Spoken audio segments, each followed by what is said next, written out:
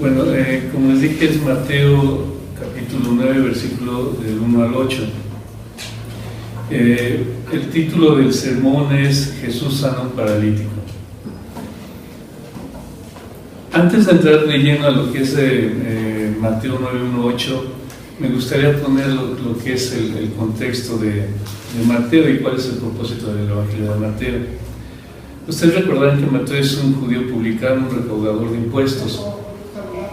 Y básicamente el propósito que persigue Mateo en su Evangelio es demostrar que Jesús es el rey de los judíos, es el Mesías.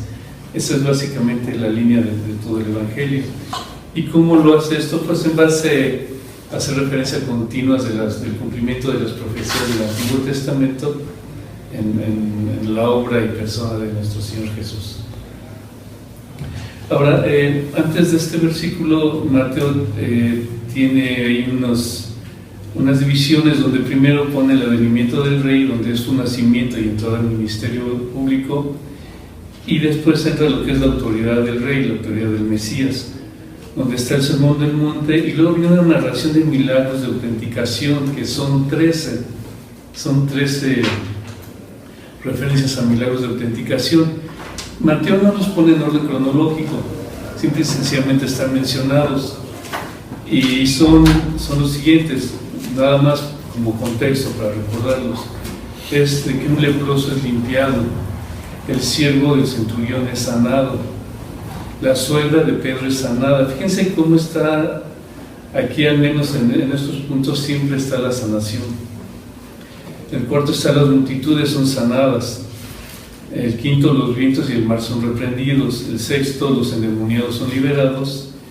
Y el séptimo, de los 13 que se mencionan, y es el objeto de esta predicación, un paralítico es perdonado y sanado. Bueno, vamos a leer lo que es Mateo 9, del 1 al 8. Dice: entonces, entrando Jesús en la barca, pasó al otro lado y vino a su ciudad. Y sucedió que le trajeron un paralítico tendido sobre una cama. Y al ver Jesús la fe de ellos, dijo al paralítico: ten ánimo, hijo, tus pecados te son perdonados. Entonces algunos de los escribas decían dentro de sí: este blasfema. Y conociendo Jesús los pensamientos de ellos, dijo: ¿por qué pensáis mal en vuestros corazones? ¿Por qué? ¿Qué es más fácil decir los pecados te son perdonados, o decir levántate y anda? Pues para que sepáis que el Hijo del Hombre tiene potestad en la tierra para perdonar pecados, levántate, toma tu cama y vete a tu casa. Entonces él se levantó y se fue a su casa, y la gente al verlo se maravilló y glorificó a Dios, que había dado tal potestad a los hombres. Hermanos, empecemos a revisar cada versículo, porque ustedes van a ver en todo este capítulo, en el versículo del 1 al 8, donde se hace referencia y se habla sobre el perdón de los pecados por la fe. Sin embargo, no es el eje central que sigue estos versículos. Lo que es central en estos versículos es que Jesús hace una autodeclaración de su poder y de su autoridad, que es en realidad todo el lineamiento que se va siguiendo en Mateo, donde es decir constantemente que Jesús es el Mesías. Y aquí se está declarando, el mismo Jesús declara su poder y su autoridad. Esa es la parte central de todo esto. Entonces veamos el versículo 1, dice: entonces entrando Jesús en la barca, pasó al otro lado y vino a su ciudad. Para tomar también esto en contexto, cuando se sube a la barca está ya haciendo referencia a que Jesús está regresando, está atravesando el mar de Galilea, que antes era conocido como el mar de Cineret. Y ese mar, como bien lo habían mencionado aquí antes, en realidad es un gran lago, ¿no? Es un gran lago que está arriba del Mar Muerto, que el Mar Muerto a final de cuentas es otro muy gran lago. Y todo eso está, vamos a llamarlo, del lado derecho del mar Mediterráneo, que es el mar Mediterráneo como realmente lo entendemos, ¿no? Entonces, el mar de Galilea es un gran lago, y regresaba a su ciudad. Ustedes saben que Jesús nació en Nazaret. Pero puesto que Nazaret fue rechazado e incluso trataron de asesinarlo, casi todo su ministerio fue en Cafarnaúm. Y Cafarnaúm fue realmente su ciudad. Es donde está diciendo esto el versículo, ¿no? Que Cafarnaúm es su ciudad. Y en esa ciudad ministró extensivamente. Ahora veamos el versículo 2. Y sucedió que le trajeron un paralítico tendido sobre una cama. Y al ver Jesús la fe de ellos, dijo al paralítico: ten ánimo, hijo, tus pecados te son perdonados. Todos estos versículos tienen un paralelismo con Marcos 2, 1, 12 y Lucas 5, 17 a 26, donde podemos leerlos y tomar algunas palabras que nos ayuden a explicar mejor este versículo de Marco. Haciendo referencia un poco a aquellos versículos, Marco, por ejemplo, menciona que Jesús entra a una casa, pero esa casa, según se entiende en el versículo de Marcos, es la casa de Pedro. Entonces Jesús entra a la casa de Pedro, y puesto que Jesús venía de atravesar todo el mar de Galilea y no venía de, vamos a llamarlo, de vacaciones, sino realmente estaba ministrando el mensaje divino de la buena nueva, todo el mensaje del Evangelio. Entonces realmente es de suponerse que venía cansado por la misma travesía y por el mismo trabajo que estaba haciendo en el otro lado. Entonces entró en la casa de Pedro y ya estaba lleno de personas, de una gran multitud. Esa multitud venía realmente de todos lados, pero había, se supone que venían la mayoría de Jerusalén, de Judea y de Galilea, y venían también ahí unos doctores de la ley. Los doctores de la ley normalmente son fariseos.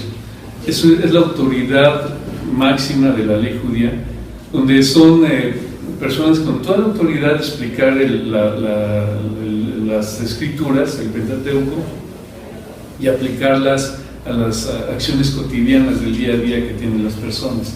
Eran los encargados de interpretar la ley.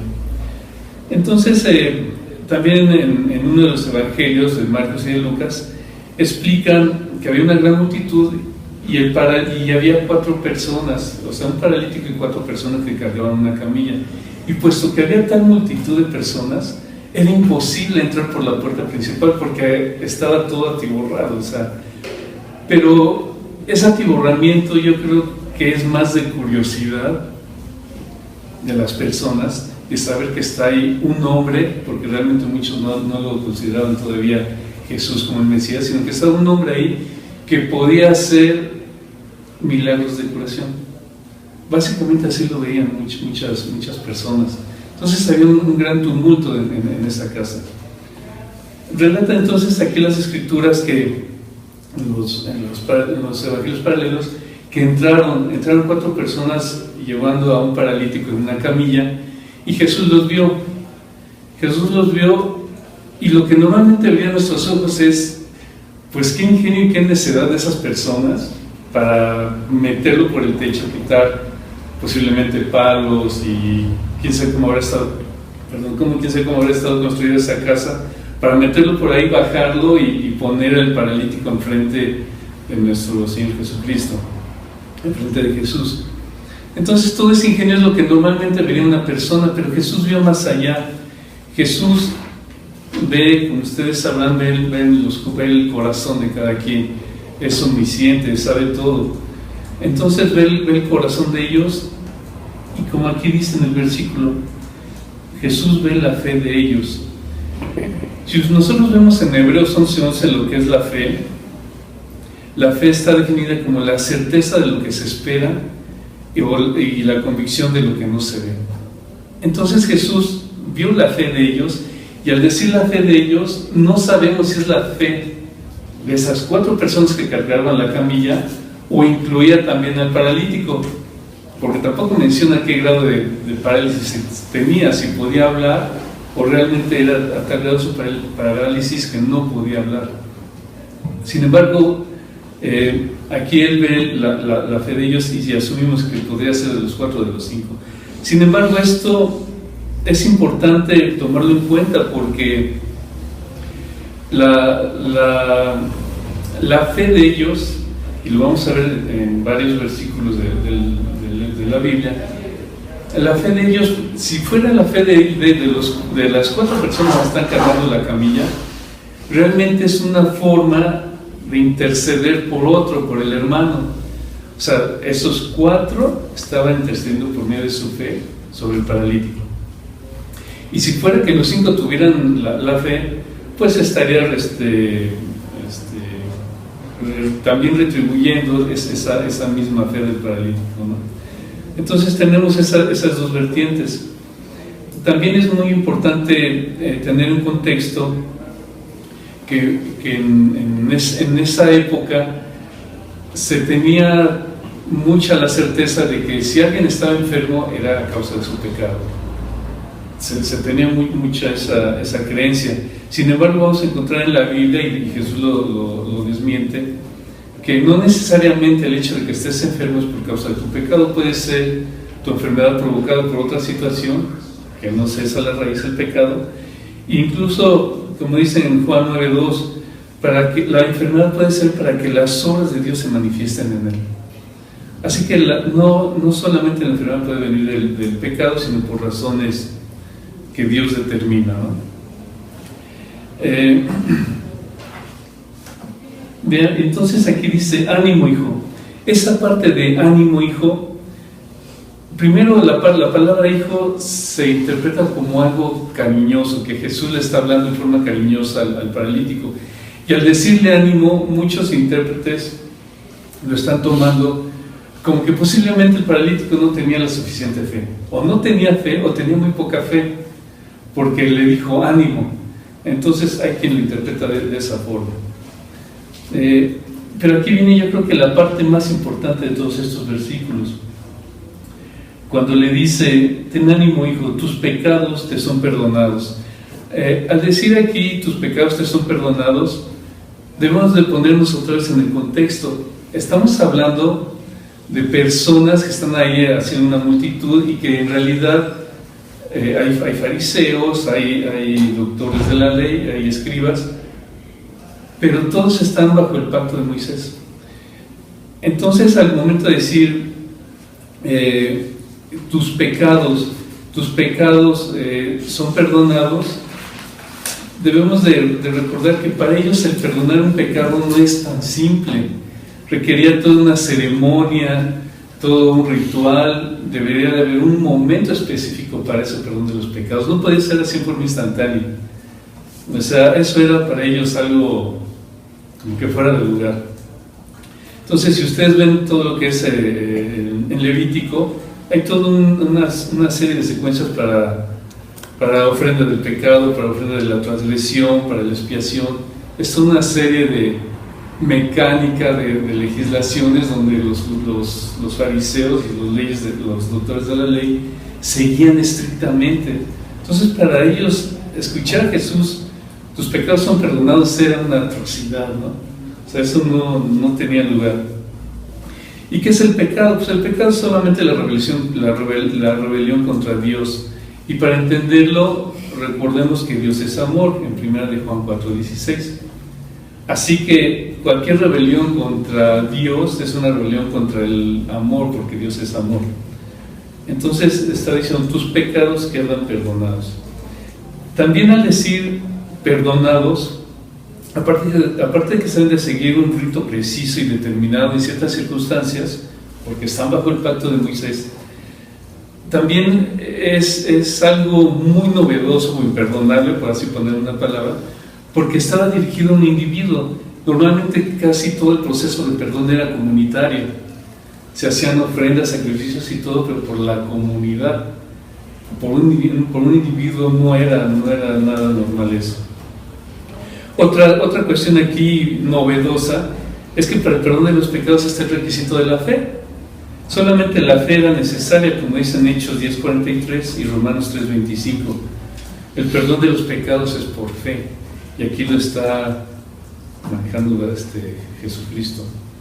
También la atribución de perdonar los pecados solamente es de Dios, Y todas las personas que están ahí reunidas ven a Jesús no como Dios, sino solamente como una persona más que tiene la capacidad de curar y que está hablando del reino de Dios, pero en ningún momento ellos tenían en su mente la concepción de que es Dios.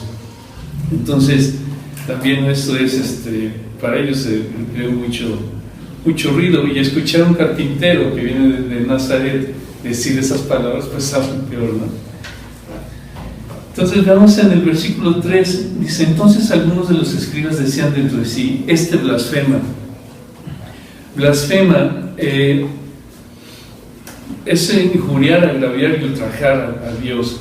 Entonces, tomando en cuenta lo que les acabo de decir, de que a Dios lo veían como una persona normal, no como, de que a Jesús lo veían como una persona normal, no como a Dios, entonces realmente para ellos Jesús estaba blasfemando, y desde su perspectiva estaban en lo correcto en decir que estaba blasfemando Jesús. Y obviamente aquí también se está mostrando la omnisciencia de nuestro Señor Jesús, puesto que estaban diciendo dentro de sí, y Dios conocía lo que estaban diciendo, ¿no? O sea, que estaban blasfemando en la murmuración, porque normalmente nomás se logran oír algunas palabras, pero no se logra entender lo que se dice. En el versículo 4, y conociendo Jesús los pensamientos de ellos, dijo: ¿por qué pensáis mal en vuestros corazones? Vean aquí cómo Jesús conoce, otra vez la omnisciencia, conoce lo que hay dentro de los corazones de ellos. Y además, estas personas no lo refutan, no lo negaron. O sea, lo que aquí Dios les está diciendo: ¿por qué pensáis mal en vuestros corazones? En ningún momento lo refutaron. Ellos no lo negaron, así que lo aceptaron. ¿Y qué es lo malo? Nos preguntamos. Lo malo es negar que Él es el Hijo de Dios, a pesar de lo que están viendo. En el versículo 5, ¿por qué? ¿Qué es más fácil decir: los pecados te son perdonados, o decir: levántate y anda? Puesto que ellos veían a Jesús como un hombre, no entendían lo importante y lo imposible que es perdonar los pecados para un hombre.